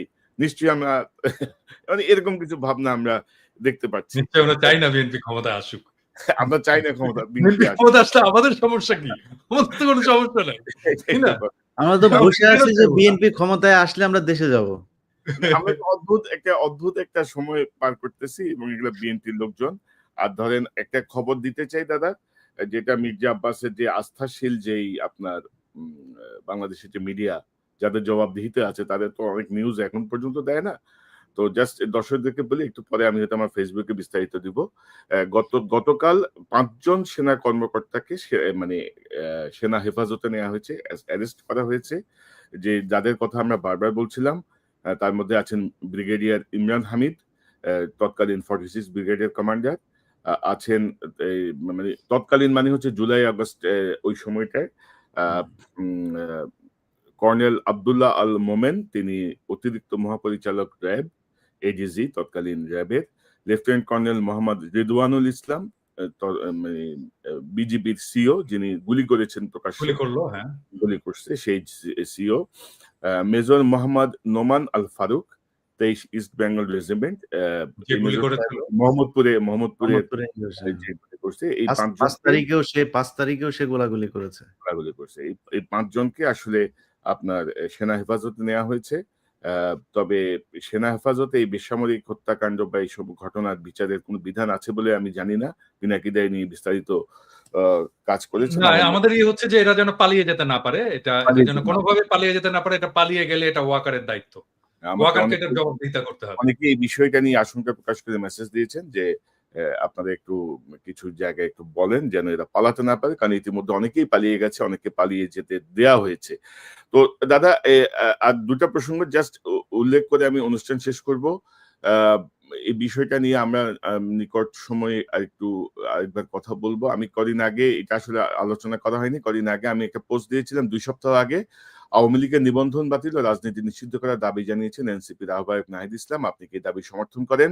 ২,৭০,০০০ মানুষ ভোট দিয়েছে। ৯০% বলেছেন হ্যাঁ, ৯% বলেছেন না, মতামত নেই বলেছেন ২%। আমার মনে হয় যে এই বিষয়টা গুরুত্বের সাথে সরকারের বিবেচনা করা উচিত। পাশাপাশি দাদা, আমি এবং ইলিয়াস আপনাদের দুজনকে অনুরোধ করব। আমি সাম্প্রতিক সময়ে নতুন একটি ক্যাম্পেইন করার চেষ্টা করছি। সেই ক্যাম্পেইনটা আমি যদি আপনাদেরকে একটু দেখাই, আমার মনে হয় যে আমাদের দর্শকরা ইতিমধ্যে অনেকেই রেসপন্স করেছেন আ আমার ফেসবুকে, এবং আমি আশা করছি যে এই রেসপন্সের পরিমাণ আরো বাড়বে। আ আমি যদি একটু দেখাই, আ একটু যদি দর্শক দেন। আমি গত ৪ঠা এপ্রিল এই ঘোষণাটা দিয়েছি যে বাংলাদেশের ৩০০ নির্বাচনী আসনে পতিত পলাতক আওয়ামী লীগের নেতাকর্মী, সমর্থক, যেকোনো পর্যায়ে সুবিধাভোগী, ব্যবসায়ী, আমলা, পুলিশ, সেনা কর্মকর্তা, শিক্ষক এবং অন্যান্য কেউ যদি অন্য কোনো রাজনৈতিক দলে যোগ দিয়ে বা নেতার আশীর্বাদ নিয়ে নির্বাচনে অংশ নেয়ার মহড়া শুরু করে অথবা স্বতন্ত্র প্রার্থী হওয়ার চেষ্টা করে, তাহলে অনুগ্রহ করে কনকসারোয়ার@gmail এ বিস্তারিত তথ্য প্রমাণ সহ জানান। জুলাই বিপ্লবের পর অতীতের রাজনৈতিক ধারা বা টাকাওয়ালাদের পুনর্বাসন করা বা সব সরকারের আমলে সুবিধাভোগী ধারার অবসান হতে হবে। পাশাপাশি একবার এমপি ছিলেন এমন ব্যক্তির স্ত্রী, পুত্র, কন্যা, ভাই, বোন, শালা, দুলাভাই ছাড়া আর কেউ নির্বাচনের যোগ্যতা রাখেন না, এমন ধারারও অবসান চাই। পিনাকিদা, ইলিয়াস হোসেন, আমি চাই যে এই ক্যাম্পেইনে আপনারাও যোগ দেবেন। কারণ আমরা জুলাই বিপ্লবকে অর্থবহ করতে হলে এই জাতীয় সুবিধাভোগী এবং ধারার অবসান করতে হবে। আপনাদের ৩০ সেকেন্ড শেষ মন্তব্য নিয়ে আমরা অনুষ্ঠান শেষ করব। সবাইকে ভালোবাসা। আর আমার কিছু নাই। ইলিয়াস? জি, না আপনি আপনার যেইটা বললেন ওইটার সাথে তো অবশ্যই আমাদের আজকের পুরো আলোচনায় এই বিষয়টা আমরা করি নাই। সেটা হচ্ছে যে জুলাই এই হত্যাকাণ্ডের এই ঘটনায় যারা কিনা আ হত্যার শিকার হয়েছেন এবং আহত আছেন, তাদের জন্য আমার মনে হয় সরকার কিছুটা উদাসীনতা দেখাচ্ছে কিনা জানি না। সে পরিবারগুলোকে সর্বোচ্চই দেয়া হোক। কারণ তাদের কারণেই আজকে আমরা এই যে নতুন কইরা কথা বলতে পারছি এবং নতুন করে আমরা নির্বাচনের স্বপ্ন দেখছি তাদের কারণেই। সো তাদের প্রতি সম্মান দেখানো উচিত। আর সবশেষে আপনি যে বিষয়টা বলেছেন যে ওয়াকারের ব্যাপারে, ওয়াকার আমরা যে বিষয়টা মাঝখানে ঘটেছিল যে বিএনপি আমাদেরকে যেভাবে করছে, সেনাবাহিনীর ভেতরেও মনে হচ্ছে একটা পক্ষ আমাদেরকে দেশদ্রোহী বানানোর একটা পায়তারা করছেন। তো আপনাদের ভেতরেও আমাদেরও তো লোকজন আছে।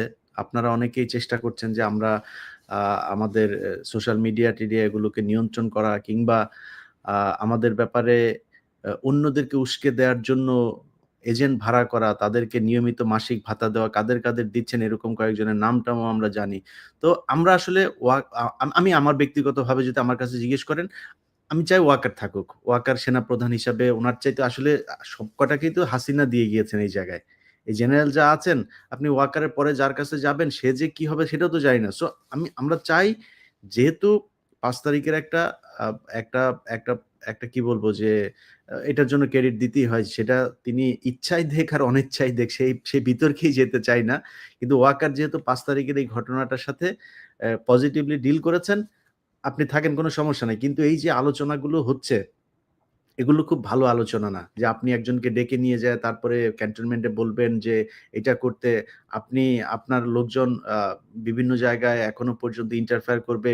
অ্যা আওয়ামী লীগের যেসব সাজানো নাটক, জঙ্গি নাটক এইসব মামলায় যারা আটক তাদেরকে বের হতে গেলে সেনাবাহিনীর পরিচয় দিয়ে তারপরে হুমকি দিবে, জাজদেরকে হুমকি দিবে, কারা কর্তৃপক্ষকে হুমকি দিবে।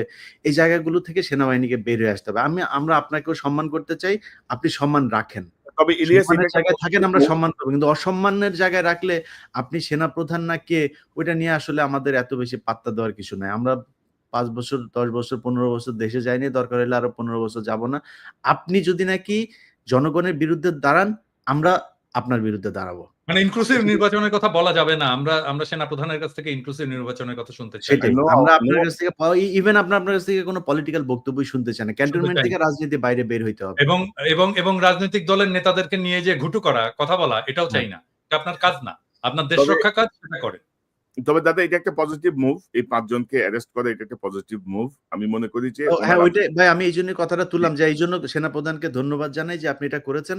আমার মনে হয় এই বিডিআর হত্যাকাণ্ড গঠিত যে কমিশন তাদের একটা লিস্ট আছে কাকে জিজ্ঞাসাবাদ এবং করতে হবে তাদেরকেও গ্রেপ্তার করবেন এবং গুম কমিশনের যে তালিকা দেওয়া হয়েছে তাদেরকেও গ্রেপ্তার করার সুযোগ করে দিবেন। আন্তর্জাতিক অপরাধ ট্রাইব্যুনালের যেই তালিকা আছে তাদের সবাইকে আপনারা সেনাবাহিনীর পক্ষ থেকে কোনো বাধাহীনভাবে তাদের গ্রেপ্তার করার সুযোগ দিবেন এবং এই ফৌজদারি কার্যবিধিতে যেভাবে বিচার হয় সেইভাবে, সেনা আইনের বিচারে না। এবং আমি মনে করি আমরা তো বারবারই বলছিলাম দাদা মানে ২০-২৫ জন কর্মকর্তাকে বাঁচাতে যেয়ে পুরো সেনাবাহিনীর যে ক্রেডিবিলিটি সেনাবাহিনীর এই ভূমিকা সেটিকে আসলে ক্ষতিগ্রস্ত করছেন। মানে কেন করছেন, কার পরামর্শে করছেন সেটি আমরা জানি না। আমার মনে হয় যেন ইটস এ পজিটিভ মুভ এবং তিনি আমাদের কথাগুলো পরে হইলেও শুনবেন বা সকল কিছুই দেশের স্বার্থে, সেনাবাহিনীর সম্মানের স্বার্থে। তো দাদা আমার মনে হয় যে আজকে আমরা আর লম্বা না করি। অনেক সময় হয়ে গেছে প্রায় ১ ঘন্টা ২২ মিনিট। অনেক দর্শক অপেক্ষায় করে দেখছেন এই অনুষ্ঠানটা। সবাইকে ধন্যবাদ। পিনাকিদা, ইলিয়াস হোসেন আপনাদের দুজনকে অসংখ্য ধন্যবাদ আজকের মূল্যবান অংশগ্রহণের জন্য।